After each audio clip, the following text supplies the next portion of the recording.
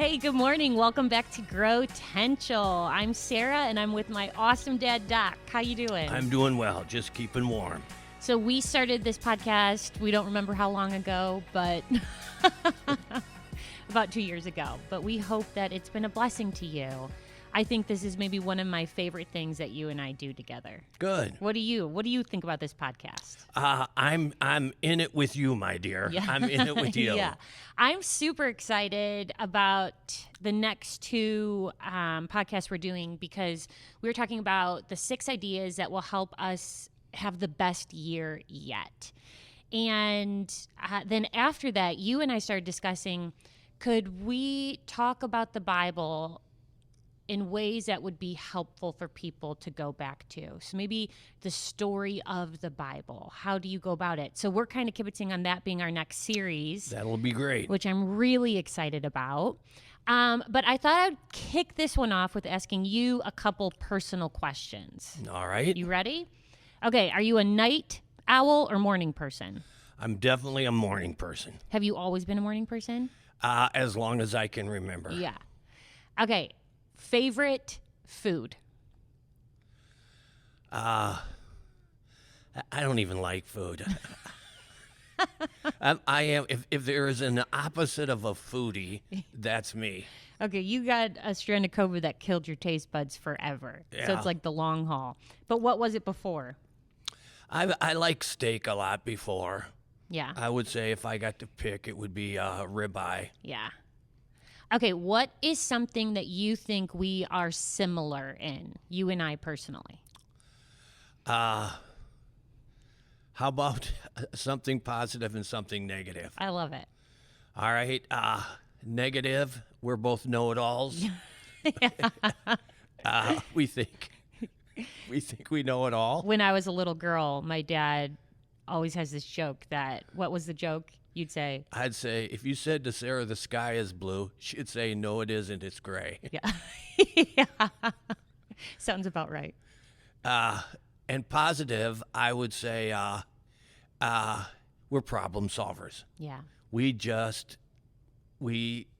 drill in and get the problem solved. Yeah.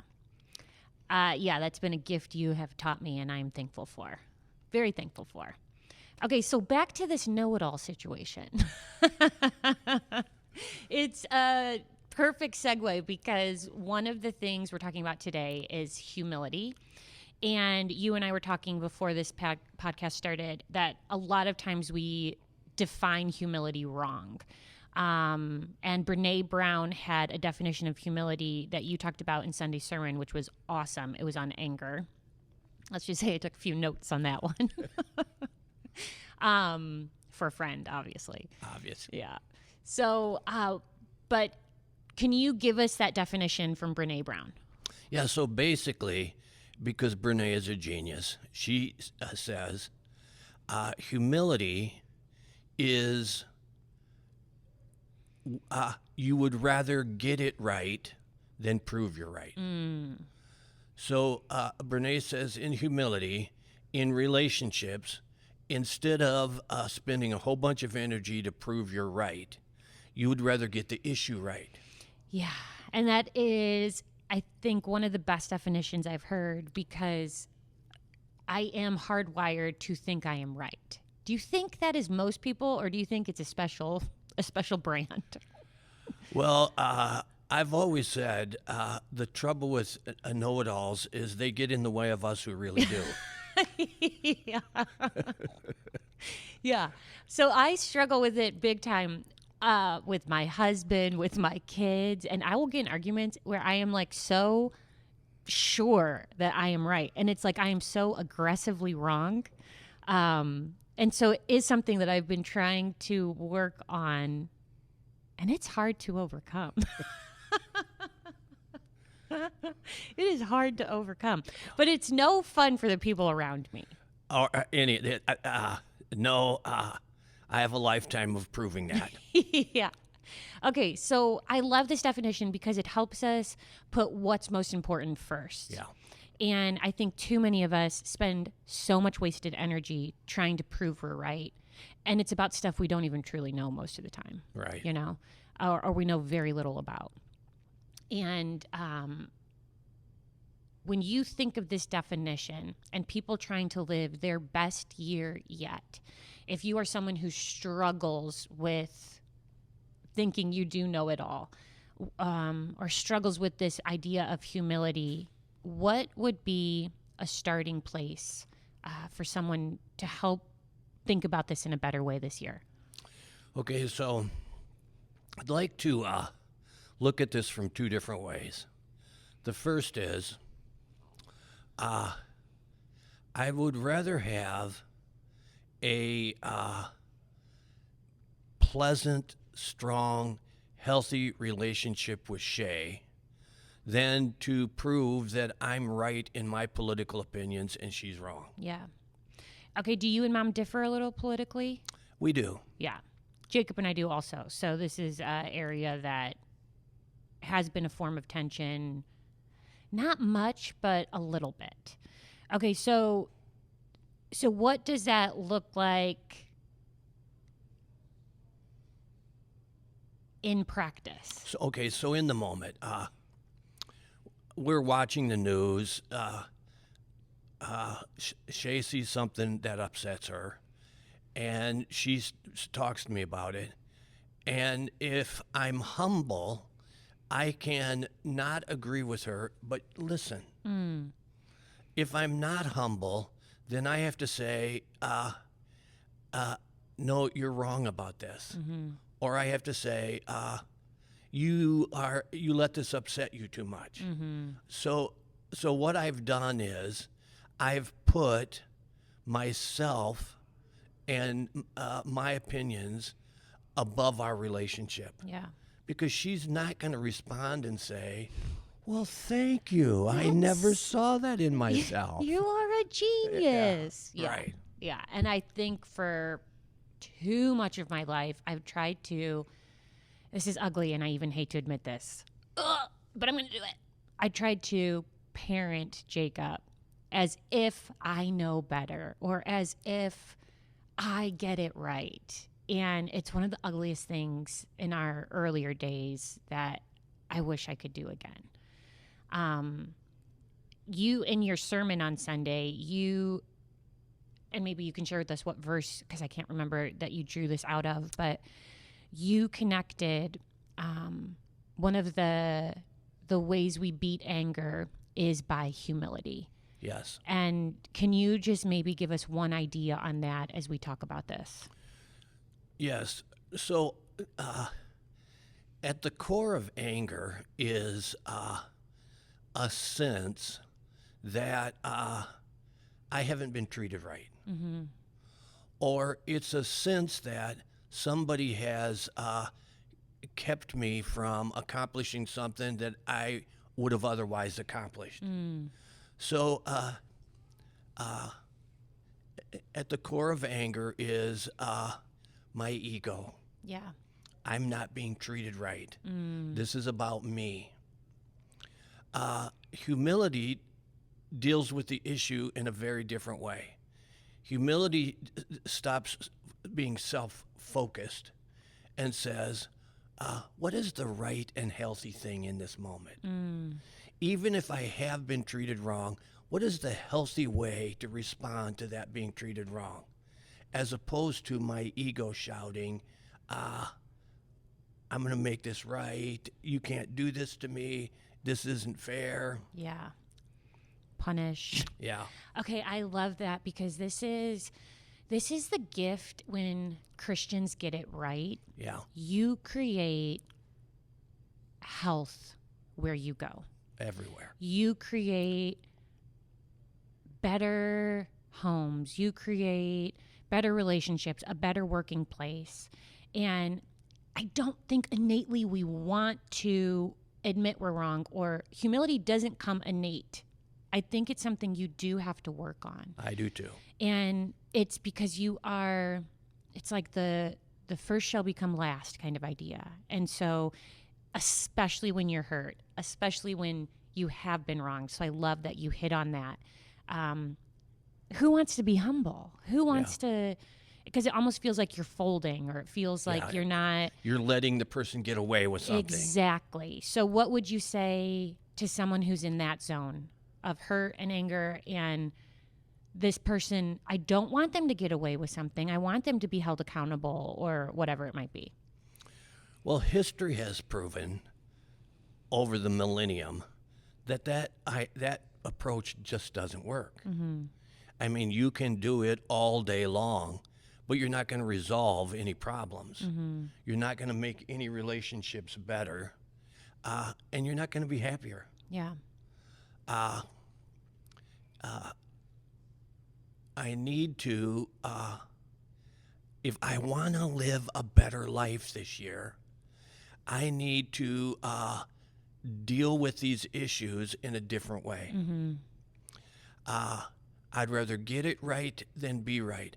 I want to bring my strengths to the issue, but I want to be open to a learning from others who have strengths that I don't have, Yeah. and allow them to bring their strengths to the front. Mm-hmm. This is one of the gifts about working at the church on the staff, and we have a leadership team that we work with. There's a lot of people at that table who are a lot smarter than me in many different ways. And humility allows you to learn, allows you to put yourself not in the place where it's like, I got to make a name for myself, or I got to push to the top. Like, that is not my heartbeat at all. And to be able to sit at a table with the people who are smarter than you, and you can learn from them, and you can share that wisdom with others, that's been one of the gifts. But this kind of brings me into our next heartbeat. But before we get there, you said there were two ways of looking at humility. So the second side is, we can't sometimes people call, I'm not willing to compete. I don't feel strong enough to compete, so I pawn it off as humility. Or you let the insecurity become life insecurity, the right? driving force. Yeah. Okay, but an important part of humility is also acknowledging I have strengths that I'm accountable for using. A humble person participates. A humble person engages. Yeah. A humble person gives their best effort. Mm-hmm. And not doing that and calling it humility is self-deception. Yeah. And it does rob you of the gifts that God's given you. Yeah. And it robs what God wants to do through you in the world. Right. I think this has been, I've never heard it as humility before. So thank you. This is really interesting, because insecurity has been one of my deepest stoppers in life. I don't know a better way of saying that. It has stopped me from going all in. But when I turned 40, I think I made a real, true line in the sand where I said, I'm no longer living this way. Good. It might have been a little before I turned 40, but I had never heard, if you're going to own your insecurities, then you better own your strengths. Yes. I had never acknowledged that. I knew to grow in the areas that you were good in, and I knew those things, and I did do hard things. So I don't want to say I didn't. It was just, I didn't do some of the hardest things that I feel like God has called me to do. And when that happened, I came here and I partnered with you, which it unleashed that in me, Dad. It was like, I don't know. I wanted to honor you well. I wanted to be like, we get one life for God, and I didn't want to waste it. And I'll tell you one small story about this. So part of our history in the church is you started this, and some of your kids have been called to ministry. And we don't talk about this a lot publicly, but to be the pastor's kid and to be called into ministry, knowing everything you know, it's interesting, because I think the statistics prove that most pastors' kids walk away from faith at a high rate. What is it? 75% of pastors' kids walk away from the faith. But God did something through this church, watching you and Mom, and nothing else in my life would fill the call that God had for me. And so now you're the pastor's kid. You know all the good, all the ugly, and it is a level of sacrifice that few people will understand, because there is no off. There is no, as much as we try, there truly is no day off. There's no, our evenings are filled, our lives are filled with mission for Jesus, and I wouldn't have it any other way. But there also comes a pain of people talking about nepotism, or you're only hired because not because of your qualifications, but because you are the pastor's kid. And so that's been something I've grown up with and always felt like it's hindered me from some of the things I feel like God has called me to do, because I don't want it to be the talk of the town that it's just one more thing that the pastor's kid, it's nepotism. And I'm protective of the church and you, and so we could probably have a whole podcast on that. I have a lot of feelings about that. And I want to protect future generations from it. But one of these ideas came into my mind about doing a women's event where we poured into the women of our community. We celebrated women. We shared their stories. It was a deep worship night.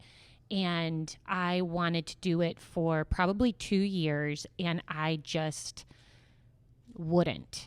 And I remember going to Chet, who was my boss at West Campus, and I remember telling him like this dream that I had.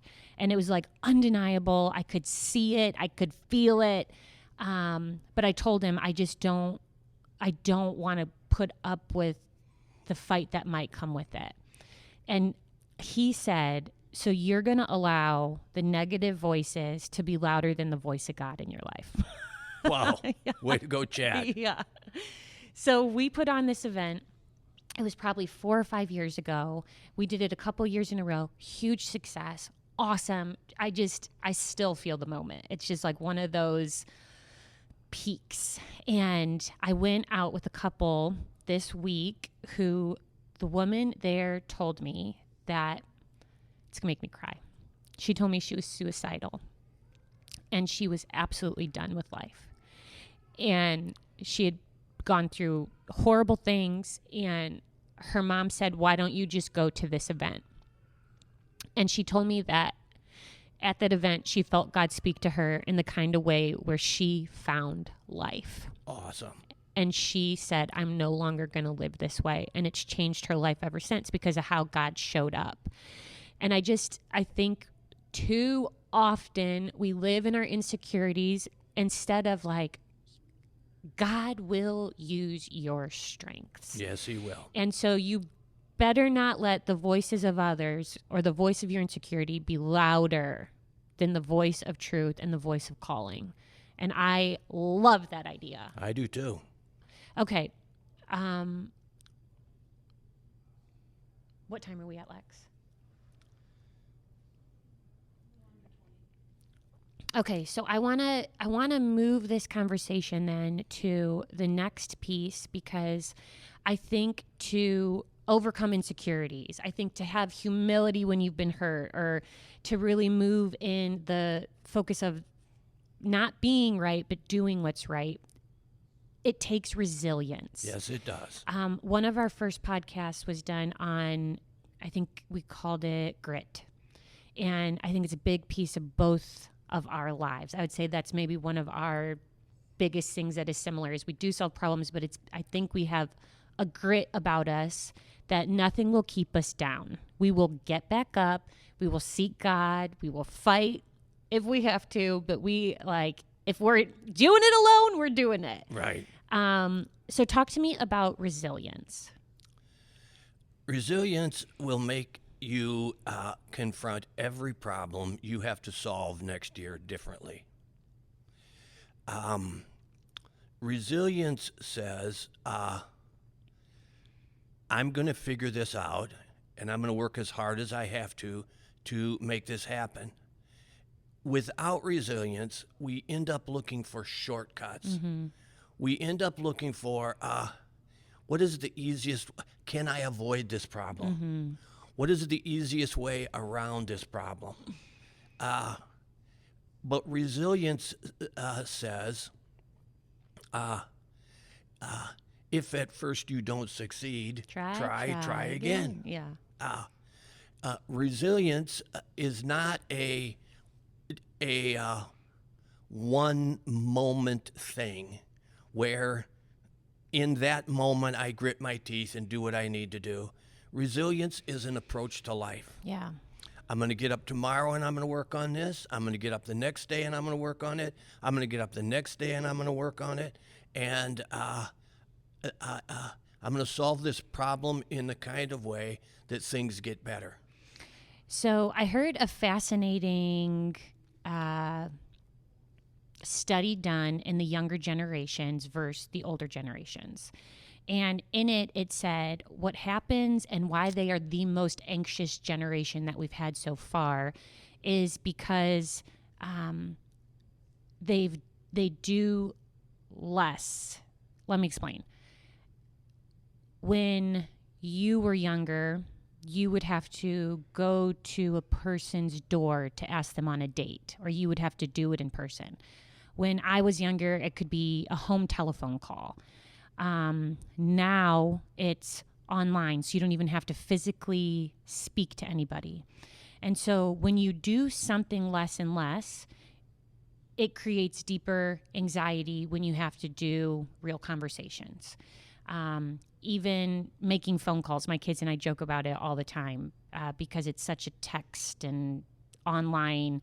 So even to make a phone call can give younger kids anxiety, and it's because they don't do it. And so the less you do something, the more anxious you can become about it. And so I feel like in resilience, it's the same way. The less you have the hard conversation, the more you sweep it under the rug, the more you don't confront, the less you want to. And you grow weaker in this muscle. But the more you do it, the stronger you become. I believe that. And so I think resilience kind of falls into that category. What do you think about that? Oh, I think that's spot on. Nobody is 100% successful. Yeah. Nobody. No. Everybody has bumps in the road. Yeah. The kind of person I am, when I hit the bump, or I have the obstacle, or I failed, the kind of person I am when that happens, that determines what I do after that. Right. If I am a resilient person, I say this is just a normal part of life. This is just one more thing. If I'm not a resilient person, I start looking around and I start saying, it's their fault. Blaming, yeah. I look around and say, this isn't fair. I look around and say, maybe I'm just not good enough. And it doesn't have anything to do with any of that. It's really all about this is just the way life works. Yeah. And if I accept, I read can't think of his name's book, some years ago, and the first sentence said, life is hard. And the minute you accept that, it gets easier. Yes. Yes.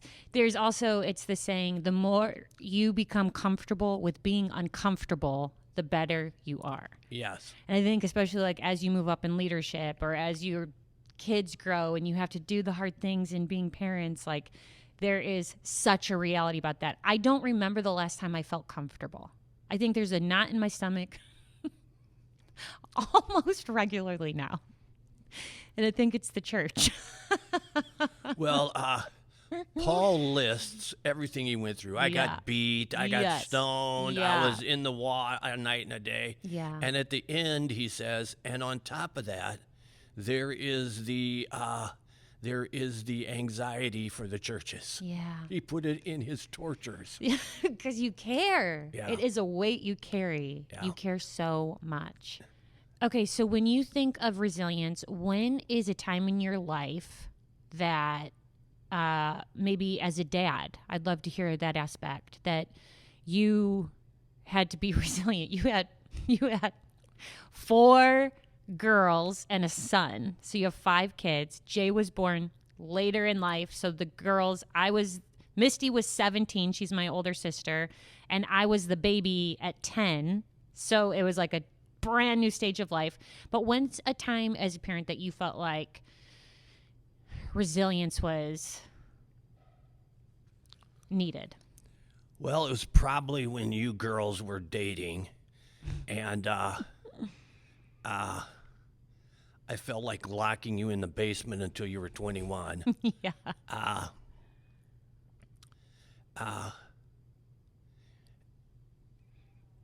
I mean, just like any parent, you have times where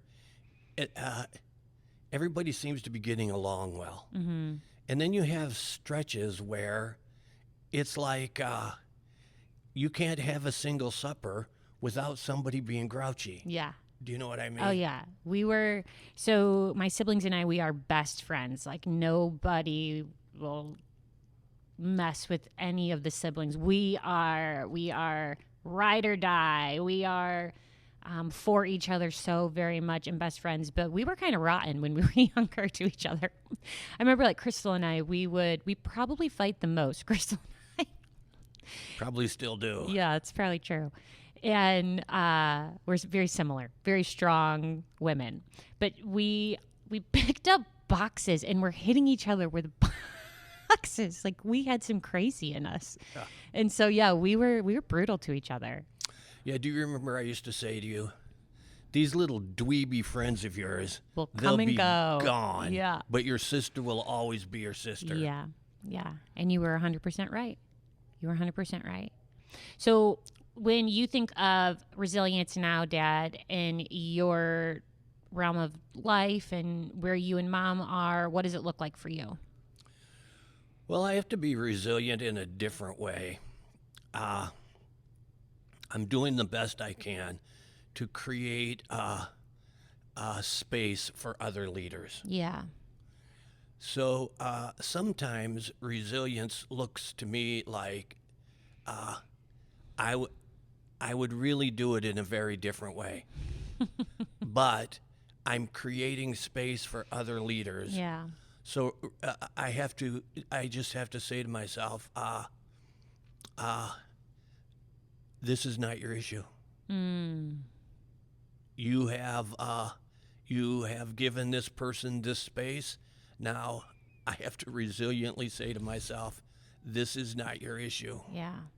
And you do that very graciously. I will say, you have said to me several times, like, you're leading this, it's your call. And I know that, especially in something like the church, it's your baby. It is a child. And so you do it graciously.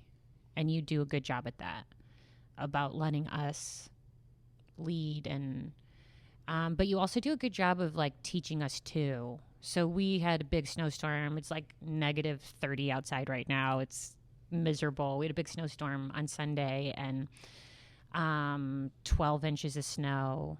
And I think almost every church in the area had closed. But you've never closed the doors in 43 years.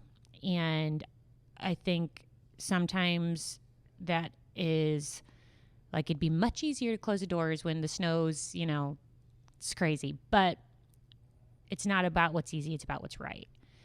And I think that goes back to the humility piece of, I want to lead like that too. Here's an important idea. Okay. If we give in to the weather, it becomes easier to give in to the weather. Mm-hmm. If we say there are reasons not to open, well, then there'll be more reasons not to open. If we say it's just weather, if you can come. If you can't, that's fine. But there are places where what we call not bad weather in Tennessee, they call it, you got to close the church. The Right. weather's too bad. Yeah. All right. Well, what we call bad, maybe in Minnesota, it's just a normal Sunday for them, and they deal with this kind of weather every week. But I think what it showed me, Dad, is that like COVID happened and you physically couldn't. And instead of letting that be the answer, there was a resilience that said, no, we're keeping the doors open. So how do we? And I think that's part of the problem solving you taught me, is this resilience of, okay, there's some realities here, but how do you move forward? Right. How do you work your way through this? What are options, right? If there's just one or two options, we're never in a good place. But if there's options A, B, C, D, and E, then we can solve problems better. And too often we see it as black and white. It's open or closed, or it's yes or no, and we need more options. And I think a resilient leader has that. Yeah, for our audience who doesn't know, we did parking lot services. Yeah. We have a lift here that we use to change light bulbs and stuff, and we drove that thing outside. Yeah. I stood up on it, Yeah. and people sat in their cars. Could tune in with a radio frequency that the could- guys figured out. We broadcasted the radio frequency in the parking lot, and we did services. Yeah. And I think it's one arena, but I think what happens is the more resilient you are, the more it unfolds in your whole life. Yeah. And I think that's what we're going to get to in our next podcast, is how do you integrate your values into every piece of your life, where you are the same person at work as you are at home, as you are at night, as you are with your friends. So I look forward to catching up with you next time. I think this was awesome conversation. Thanks for helping me have healthy perspective. And I hope and pray that it gives our audience a healthy perspective to lean into your strengths and not just your weaknesses, to show humility as you lead, and then to lead with resilience. I love you. I love you. Thanks for everything. If you like this, please feel free to share, tell a friend about it. We appreciate you. Have a great day.